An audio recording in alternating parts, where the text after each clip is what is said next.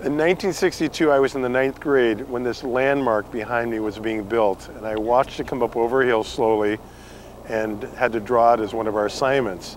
And it was the hallmark of the Seattle World's Fair, which in many ways began a real era of innovation in the Seattle area, not the least of which developed companies like Microsoft, Starbucks, REI, Amazon.com, just to name a few. And as I travel around the country, many people ask me about this tendency for innovation in Seattle, and I've just been like a fish in water. I've grown up around it, so I really have never thought much about it, except that I realize that many people I'm around expect to be innovating and developing things.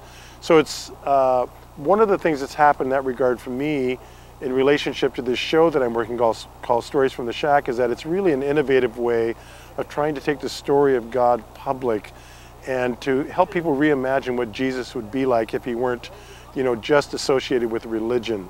And so we're doing this show because it's an innovative way to help people begin to see what that would be like for their lives. One of my favorite innovators is a guy named Andrew Higgins, who developed the Higgins boat in the 1940s. Dwight Eisenhower said it was the boat that won the war. It's actually the boat that you see on Saving Private Ryan in D-Day when they land on the beach. Those are the Higgins boats, and they're the smallest boats, but they actually comprise about 90% of all the ships in the Navy at one point. And even though they weren't the biggest ships, they were the ones that let people land. What made them interesting is that they could overcome, they didn't need a harbor, and they could overcome logs and all sorts of other debris.